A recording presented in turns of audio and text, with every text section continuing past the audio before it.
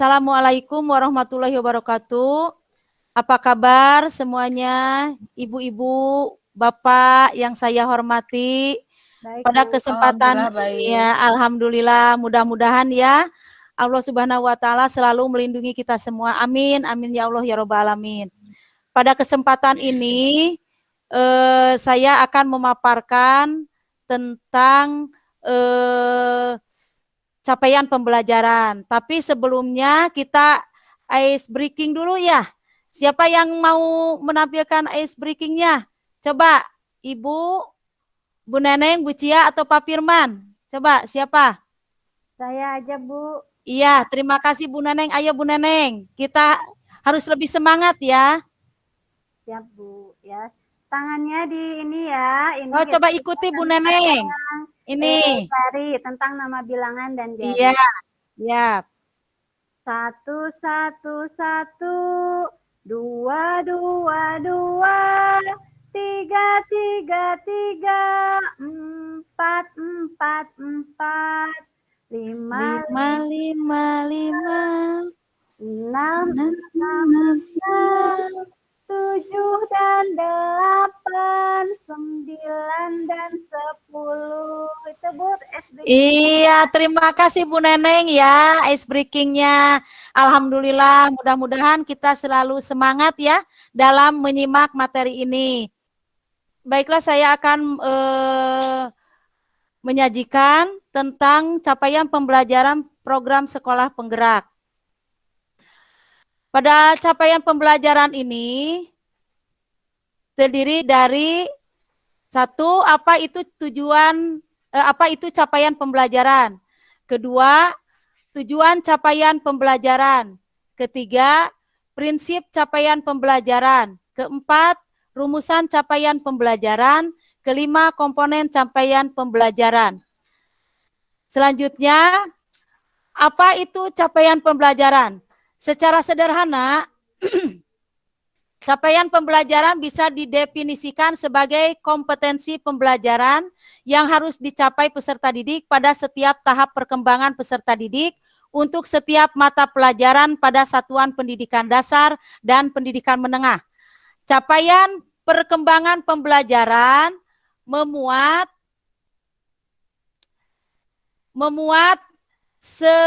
sekumpulan kompetensi dan lingkup materi yang disusun secara komprehensif dalam bentuk narasi.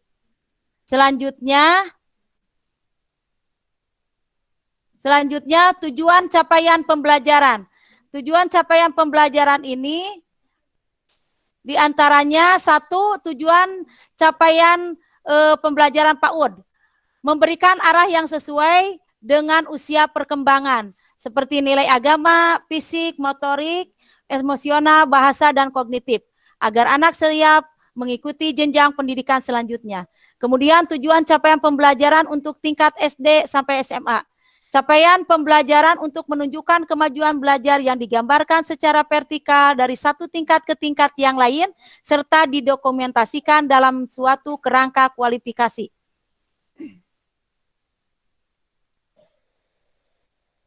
Selanjutnya, prinsip capaian pembelajaran, yaitu terukur dan spesifik.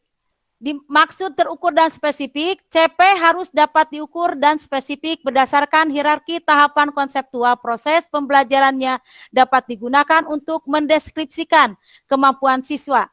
CP harus ditulis berdasarkan taksonomi Bloom karena telah terbukti relevan untuk membantu mengembangkan hasil belajar. Konsep taksonomi Bloom sangat sederhana, yaitu sebelum memahami konsepnya, ingatlah dengan baik. Kemudian pahami sebelum Anda menerapkannya. Selanjutnya, analisis proses sebelum Anda mengevaluasinya. Kemudian, fleksibel sesuai proses dan tahap belajar siswa. CP pembelajaran membawa perubahan dalam pendekatan pembelajaran di kelas dari yang berfokus kepada guru menjadi fokus kepada siswa. Selanjutnya, rumusan capaian pembelajaran. Capaian pembelajaran yang disesuaikan dengan tujuan mengembangkan dan menguatkan kompetensi dan karakter yang sesuai dengan profil pelajar Pancasila adalah salah satu komponen penting dalam pelaksanaan pembelajaran dengan paradigma baru. 5 adalah komponen capaian pembelajaran.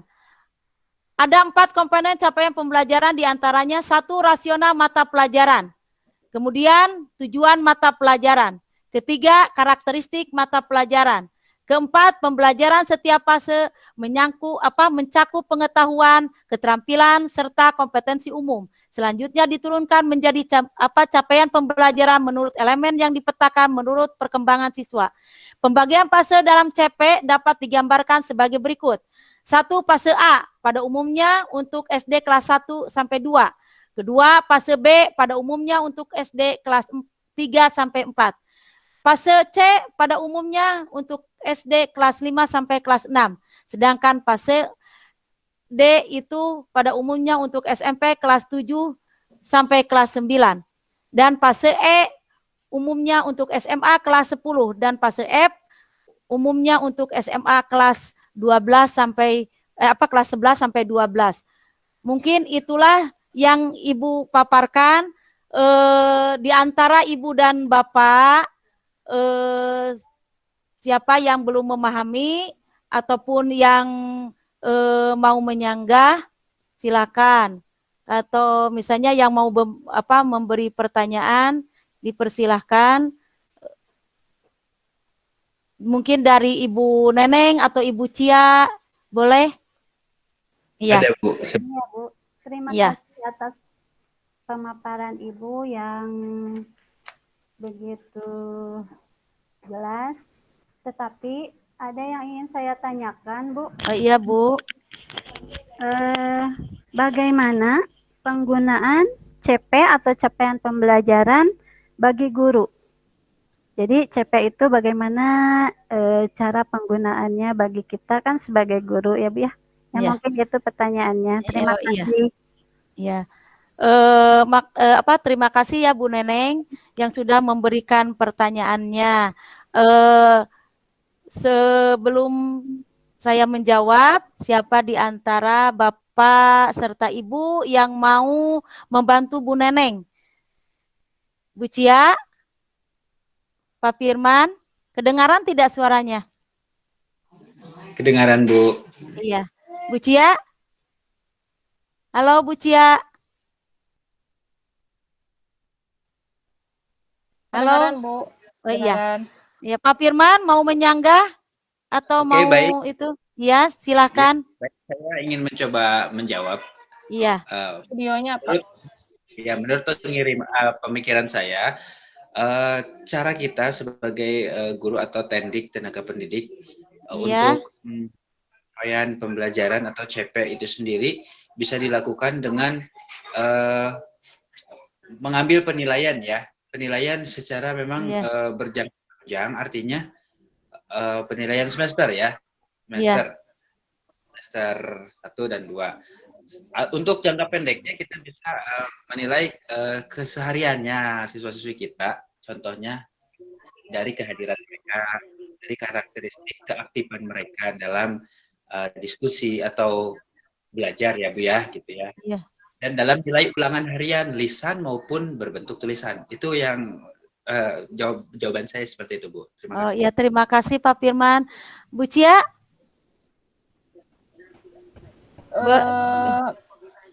Kalau dari saya Bu ya, iya. Itu biasanya CP-nya itu standar menetapkan standar kualitas kayak gitu Bu. Iya. Terus menjelaskan program dan kursusnya. Gitu. Iya. Terima kasih ya. Untuk ini untuk lebih jelasnya lagi ya, antara jawaban Pak Firman sama Bu Cia akan saya simpulkan Bu Neneng ya. Mohon izin ya Bu Neneng ya. Ya, jadi tadi pertanyaannya bagaimana cara menggunakan CP ya Bu Neneng ya. Itu CP biasanya digunakan untuk menentukan tingkat kerangka menetapkan standar kualifikasi, menjelaskan program dan kursus, serta mengarahkan kurikulum dan menentukan spesifikasi penilaian. Itu mungkin jawabannya Bu Neneng.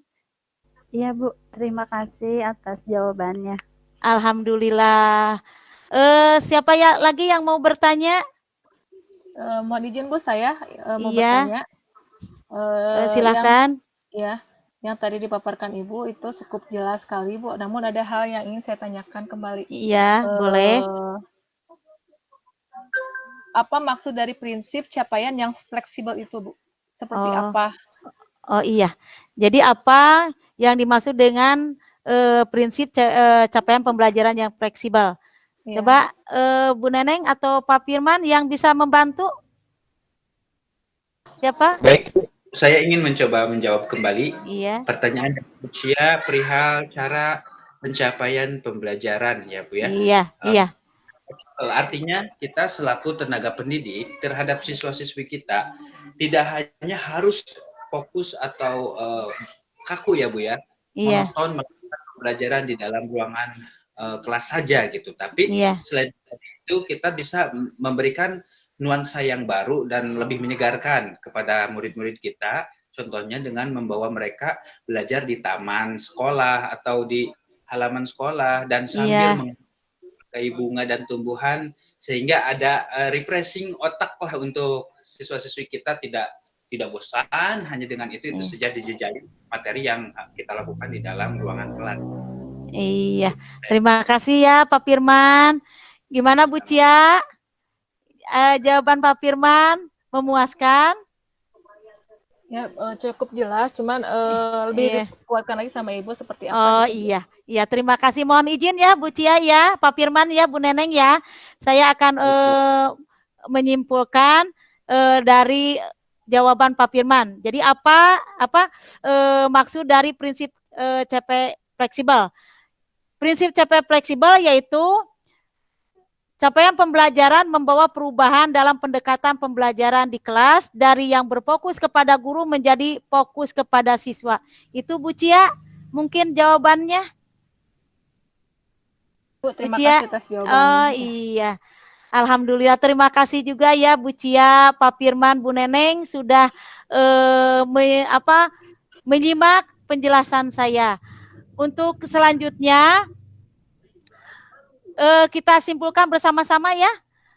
Kesimpulan dari capaian pembelajaran yaitu untuk mengukur ketercapaian kompetensi pelajar dilihat dari setiap fase setelah mengikuti proses pembelajaran dengan berbagai karakteristik. Maksud karakteristik di sini adalah ragamnya kompetensi yang dipunyai oleh setiap pelajar, ya, atau motivasi-motivasi yang dipunyai oleh masing-masing pelajar. Jadi kesimpulannya, capaian pembelajaran adalah untuk mengukur ketercapaian kompetensi pelajar dilihat dari setiap fase setelah mengikuti proses pembelajaran dengan berbagai karakteristik. Mungkin itu, mohon izin materi yang saya sampaikan. Apabila ada kekurangannya, saya minta maaf dan ini cukupkan sekian. Wabillahi taufiq wal hidayah. Wassalamualaikum warahmatullahi wabarakatuh. Waalaikumsalam warahmatullahi wabarakatuh.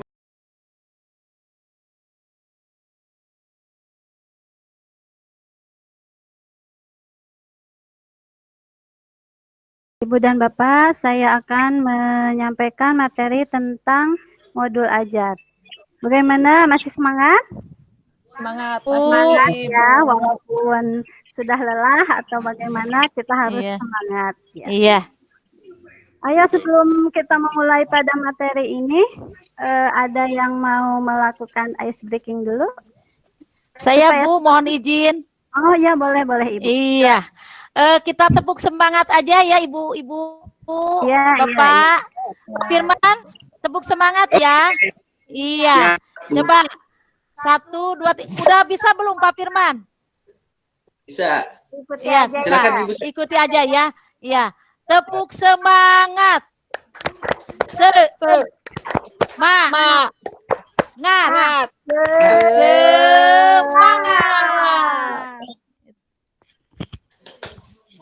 terima kasih Ibu.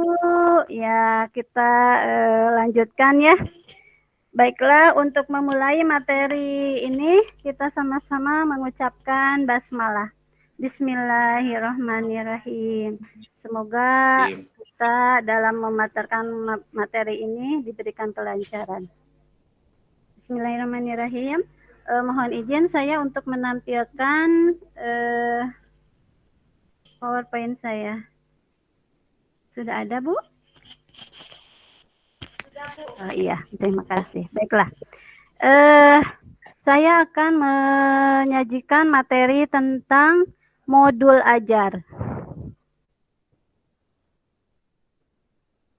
Nah, di sini diharapkan setelah pada akhir sesi ini, Ibu dan Bapak diharapkan dapat mendapatkan pemahaman tentang konsep modul ajar, kemudian komponen modul ajar, prinsip penyusunan modul ajar, dan prosedur penyusunan modul ajar.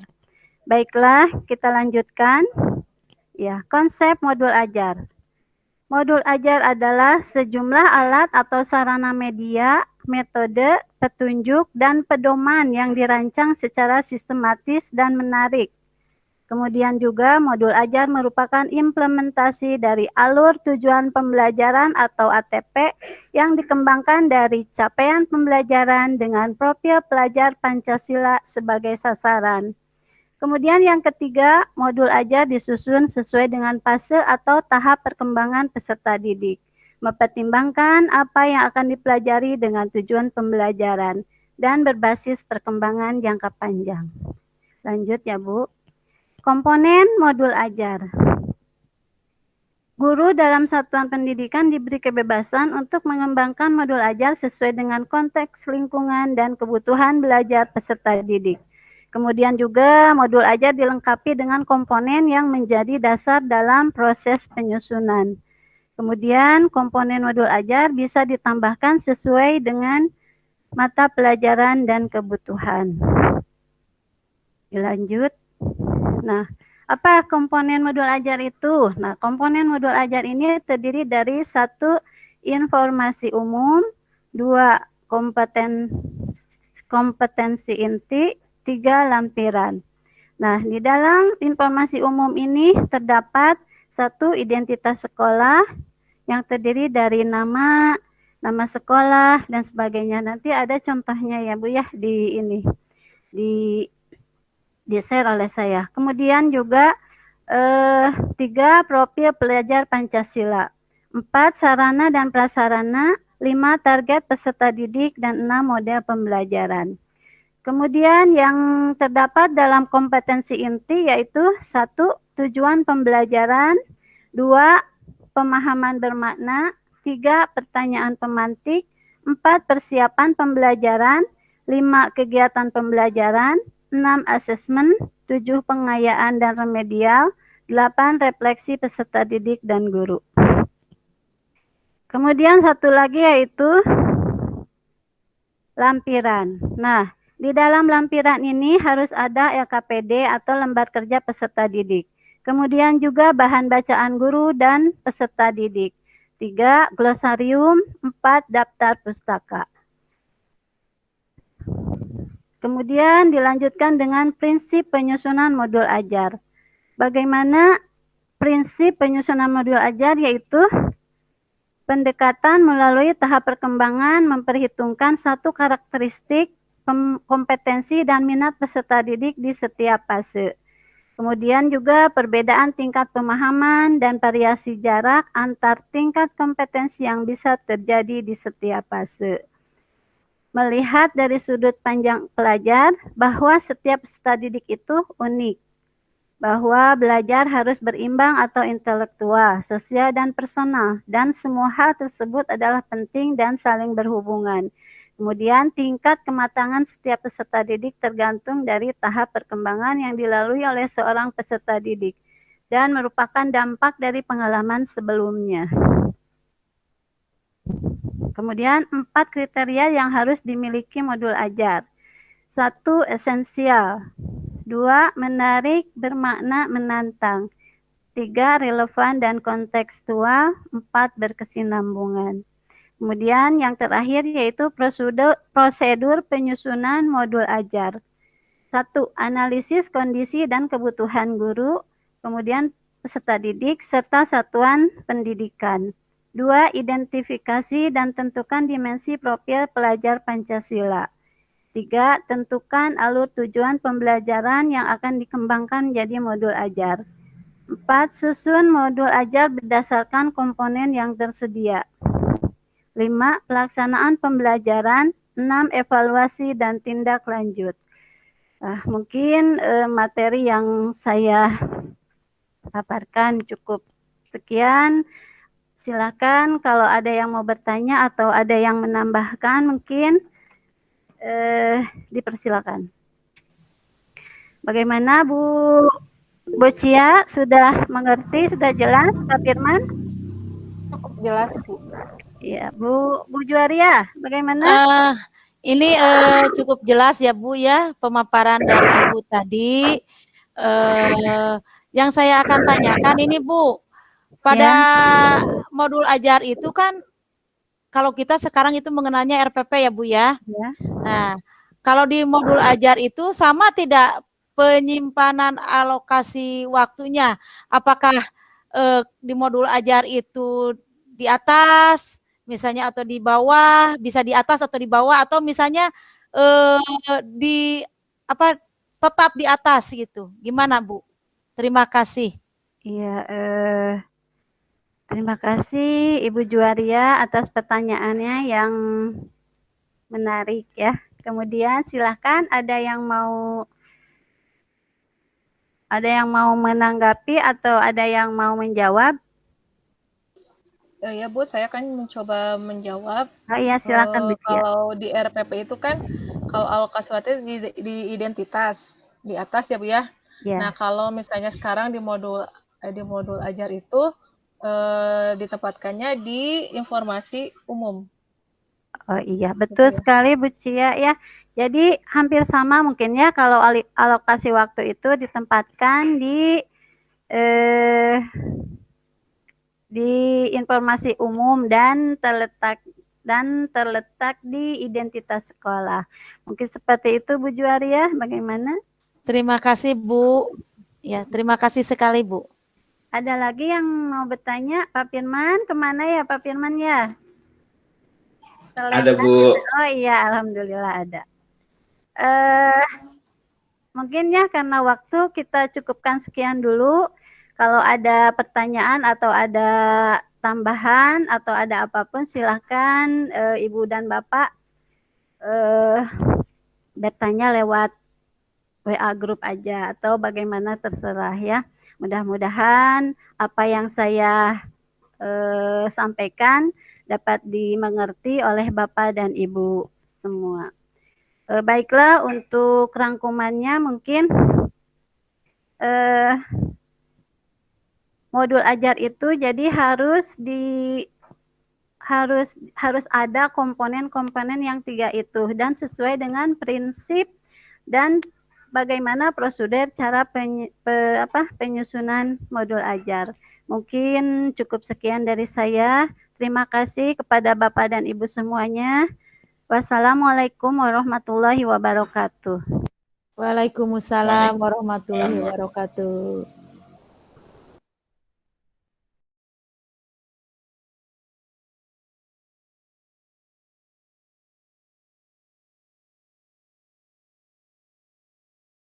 Assalamualaikum warahmatullahi wabarakatuh, Bapak Ibu sekalian. Waalaikumsalam warahmatullahi wabarakatuh. Terima kasih atas waktunya. Pada kesempatan kali ini, saya akan memaparkan tentang konsep tujuan pembelajaran. Tapi sebelumnya kita ini dulu ya, speaking dulu. Ikutin saya ya Bu ya. Tangan ke atas menggapai bintang, tangan ke samping burung yang terbang, tangan ke depan ikan berenang, Duduk yang manis, siap belajar. Nah, ya mari kita membaca basmalah. Bismillahirrohmanirrohim. Izin ya Bu ya. Saya akan menampilkan PowerPoint. Sebentar. Sudah tampil Bu? Ya, sudah. Sudah, Bu. Oke, Bu ya. Kali ini saya akan memaparkan tentang konsep tujuan pembelajaran. Ya. Pada unit modul ini, Bapak Ibu akan belajar tentang konsep tujuan pembelajaran. Di akhir sesi, Bapak Ibu mampu menjelaskan konsep tujuan pembelajaran itu sendiri. Konsep tujuan pembelajaran merupakan deskripsi pencapaian 3 aspek kompetensi, yakni pengetahuan, keterampilan, sikap yang diperoleh siswa dalam satu atau lebih kegiatan pembelajaran. Disusun secara kronologis berdasarkan urutan pembelajaran dari waktu ke waktu yang menjadi prasyarat menuju capaian pembelajaran. Rumusan tujuan pembelajaran tidak hanya mencakup tahapan kognitif yang terdiri dari mengingat, memahami, mengaplikasikan, menganalisis, mengevaluasi, dan mencipta. Dan dimensi pengetahuan terdiri dari faktual, konseptual, prosedural, metakognitif, tetapi juga mengikutsertakan perilaku capaian seperti kecakapan hidup, seperti kritis, kreatif, komunikatif, dan kolaboratif. Nah, serta profil pelajar Pancasila yang terdiri dari beriman, berkebinekaan global, bergotong royong, kreatif, bernalar kritis, dan mandiri. Nah, secara operasional, Ibu-Ibu, komponen tujuan pembelajaran itu dapat memuat 3 aspek. Yang pertama, kompetensi. Kompetensi adalah kemampuan yang dapat didemonstrasikan oleh siswa atau diaktualisasikan dalam bentuk produk dan atau kinerja yang menunjukkan siswa telah berhasil mencapai tujuan pembelajaran. Nah, untuk kompetensi ini gunakan kata kerja operasional yang dapat diamati mengacu pada taksonomi yang belum direvisi. Contohnya, misalnya peserta didik dapat menyajikan solusi untuk menangani perubahan kondisi alam di permukaan bumi akibat faktor manusia. Nah, yang menjadi kompetensinya itu yang menyajikan bentuk dari kata kerjanya. Kemudian untuk aspek kedua adalah konten, yaitu ilmu pengetahuan inti atau konsep utama yang diperoleh siswa melalui pemahaman selama proses pembelajaran di akhir satu unit pembelajaran. Nah, apa ilmu pengetahuan inti atau konsep utama yang perlu dipahami di akhir satu unit pembelajaran? Pertanyaannya, apa yang perlu dapat dijawab siswa selain mempelajari unit tersebut? Contohnya, perubahan kondisi alam di permukaan bumi akibat faktor manusia. Kalau konten itu lebih kepada materinya itu sendiri ya. Kemudian aspek yang ketiga adalah variasi. Variasi adalah sebuah keterampilan berpikir apa saja yang perlu dikuasai siswa untuk dapat mencapai tujuan pembelajaran. Penggunaan keterampilan berpikir kreatif, kritis, dan tingkat tinggi seperti mengevaluasi, menganalisis, memprediksi, menciptakan, dan lain sebagainya. Keterampilan berpikir saja yang perlu dikuasai siswa untuk dapat mencapai tujuan pembelajaran. Gunakan keterampilan berpikir yang bervariasi, terutama HOTS. Contohnya, menganalisa hubungan antara kegiatan manusia dengan perubahan alam di permukaan bumi dan menarik kesimpulan penyebab namanya. Nah, di mana untuk bisa menganalisa hubungan dan menarik kesimpulan, peserta perlu mengetahui, memahami, mengaplikasikan materi tersebut. Nah, ini adalah contoh tujuan pembelajaran yang memuat 3 aspek yang telah dijelaskan. Contoh yang pertama, ini itunya yang tujuan pembelajaran yang SMP atau SMA ya. Menjelaskan hukum Newton dengan menggunakan kata-kata sendiri dan menceritakan fenomena dalam keseharian yang menggambarkan hukum Newton.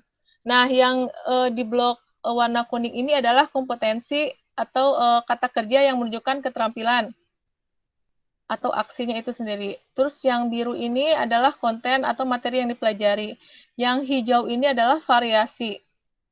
Ya, yang menceritakan ini kata kerjanya atau kompetensinya. Kemudian yang contoh yang kedua, merancang solusi untuk menyelesaikan permasalahan dalam bidang konservasi energi dalam skala rumah tangga. Ini juga sama, merancang adalah kompetensi atau kata kerja yang menunjukkan keterampilan. Sedangkan yang hijau ini adalah variasi. Variasi itu digunakan untuk keterampilan berpikir kreatif, kritis, dan tingkat tinggi. Yang kuning sama, kompetensi, dan yang biru ini adalah konten. Jadi si materinya itu yang dipelajari adalah konservasi energi dalam skala rumah tangga. Nah, itu yang dapat saya sampaikan kepada Ibu dan Bapak. Mudah-mudahan dapat dimengerti. Apabila belum mengerti, boleh ditanyakan. Kepada saya. Mangga, Bapak, Ibu. Ya, baik Bu, saya akan bertanya. Ya. Ya, begini ya. Mungkin dari penjelasan Ibu ya cukup jelas. Terima kasih. Jadi tujuan pembelajaran itu harus ada 3 komponen ya Bu ya. Betul. Jadi kemampuan, kompetensi, Ya. konten, dan variasi. Kalau kompetensi itu mungkin harus berdasarkan KKO ya. Kemudian juga kalau konten itu materi pokok. Nah, yang akan saya tanyakan yaitu bagaimana cara memasukkan variasi ke dalam tujuan pembelajaran itu, Bu. Karena kalau untuk kompetensi dan konten mungkin ya sudah bisa untuk dimasukkan atau dibuat ke dalam tujuan pembelajarannya. Nah, itu dalam ini variasi bagaimana memasukkannya. Terima kasih, Bu. Assalamualaikum warahmatullahi wabarakatuh. Waalaikumsalam. Terima kasih ya Bu Neneng atas pertanyaannya. Sebelum saya jawab, mungkin ada dari Bapak Ibu yang lain yang mau mencoba menjawab pertanyaannya Bu Mohon Neneng. izin Bu, mohon Ya, izin. Ibu. Boleh saya menyanggah pertanyaan dari Bu Neneng? Untuk memasukkan variasi itu bisa di awal, bisa di akhir, bisa di tengah ya Bu? Itu atau di awal, bisa di awal atau di akhir gitu. Kalau nggak itu. Tadi waktu menyimak gitu Bu. Terima kasih. Mungkin Bu kalau di awal itu ya untuk kemampuan biasanya ya Bu ya. Tapi iya. Mungkin bukan di awal ya Bu ya. Mungkin di tengah dan di akhir ya. Iya. Terima kasih, mohon maaf ya. Itu jadi ya itu.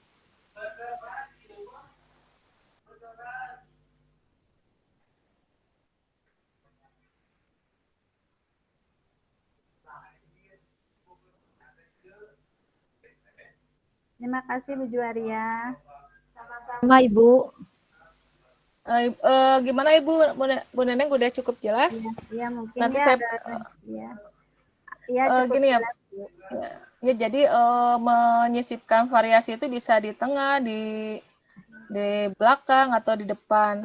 Jadi gimana kalimatnya aja Ibu ya, bisa disesuaikan. Iya, Bu. Mungkin ada ya. Pak Firman mungkin mau menambahkan? Sudah cukup, Bu. Terima kasih. Ya. Alhamdulillah ya, untuk sesi kali ini dicukupkan sekian dari saya. Terima kasih atas partisipasinya Ibu dan Bapak. Saya mohon izin. Assalamualaikum warahmatullahi wabarakatuh. Waalaikumsalam warahmatullahi wabarakatuh.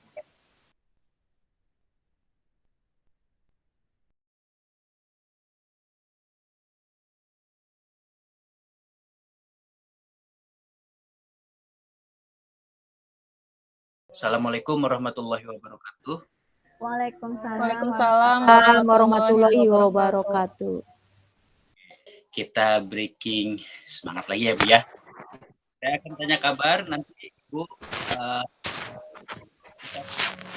Apa kabar Ibu-Ibu? Alhamdulillah, subhanallah, Allahu Akbar. Bisa Bu? Bisa.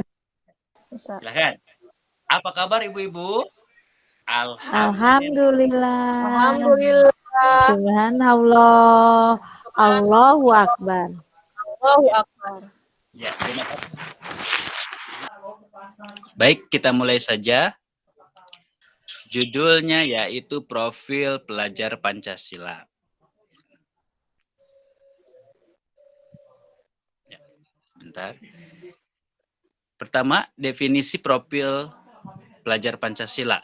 Profil pelajar Pancasila adalah profil lulusan yang bertujuan menunjukkan karakter dan kompetensi yang diharapkan diraih dan menerapkan nilai-nilai luhur Pancasila, peserta didik, dan para pemangku kepentingan. Terdiri dari 6 dimensi dengan penjabaran elemen di masing-masing di dimensinya ya. Yang pertama, beriman bertakwa kepada Tuhan Yang Maha Esa.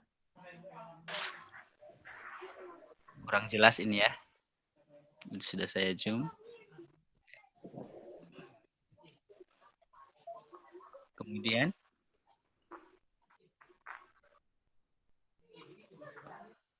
Kemudian yang kedua, berkebinekaan global.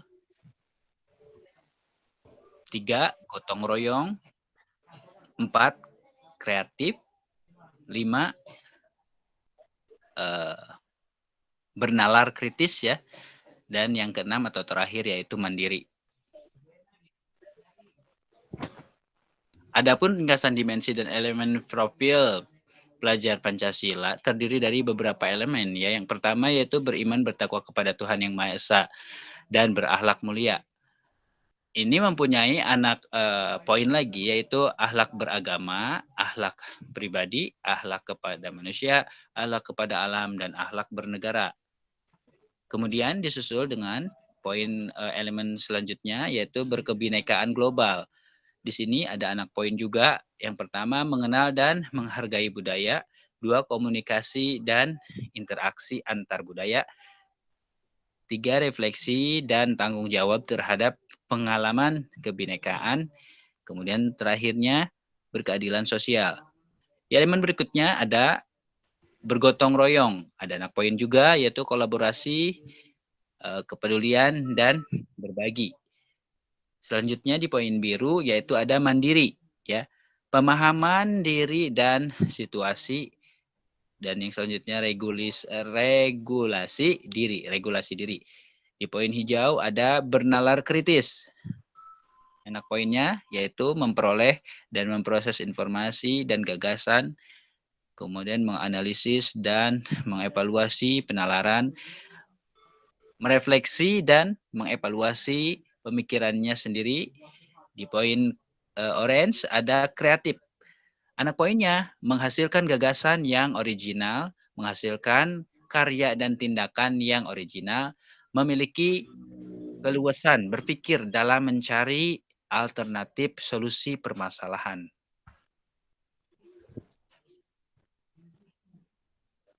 Dilanjut. Oh udah, cukup sekian pemaparan materi yang singkat dan padat dari saya. Terima kasih atas perhatiannya dan sudah menyimak apa yang saya paparkan. Namun apabila ada pertanyaan yang ingin diajukan oleh ibu-ibu sekalian, boleh saya tunggu secepatnya. Silakan.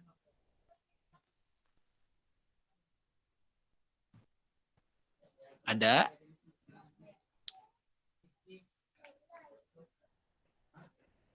Saya Pak mau menjawab. Mau bertanya. Ya. Oke. Ibu Cia ya, Bu? Ya. Ya, Ini silakan, Pak ya, Bu. bagaimana cara kita selaku tenaga pendidik ya untuk menerapkan kebijaksanaan kepada siswa agar dapat menghargai kebudayaan asing selain daripada menghargai kebudayaan negeri sendiri. Namun tetapi menghargai dan menjunjung tinggi serta menerapkan kebudayaan negeri kita untuk kita gitu Pak. Seperti apa? Oke, baik, sedikit banyak. Semoga apa yang ditanyakan kepada saya tidak salah saya menangkap ya.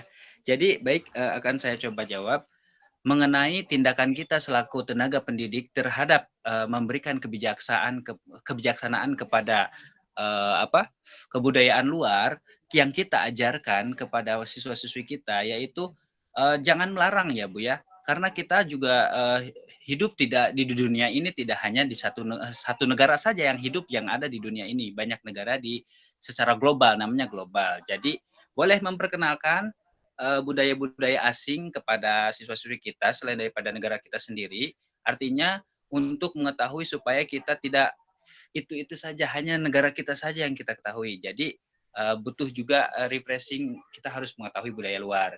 Namun kita saring kembali ya, apakah ada yang pantas dan tidak pantasnya untuk dikonsumsi oleh kita sendiri, negara kita, terutama oleh siswa-siswi kita selaku negara timur. Artinya lebih singkatnya, jangan sampai yang negatifnya diambil, yang positifnya diabaikan. Jadi sebaliknya, contoh yang positif adalah mengenai budaya keunikan di daerah lain, di negara lain, boleh kita ketahui dan kita apresiasi. Namun kebudayaan yang negatif seperti misalkan pakaian minim untuk wanita itu harap tidak dikembangkan ya. Kita harus patut kepada siswa-siswi kita untuk mempertahankan budaya timur kita. Itu saja Bu, mungkin ada yang mau menambahkan lagi Ibu yang lain? Bu Neneng, Juria, bagaimana Bu Cia jawabannya? Memuaskan atau? Cukup jelas Pak. Baik, bisa dipahami ya Bu ya? Pak, ya. Bisa. Ya. Bisa. Ada lagi yang lain yang mau bertanya? Atau sudah cukup? Cukup Pak. Oke. Oke, baik, terima kasih Ibu-Ibu sekalian. Sekian pemaparan materi dan terima kasih atas sudah menyimaknya materi saya sampai selesai. Saya ucapkan terima kasih. Mohon maaf atas apabila ada kekurangan dalam penyampaian. Assalamualaikum warahmatullahi wabarakatuh. Waalaikumsalam Waalaikumsalam warahmatullahi wabarakatuh.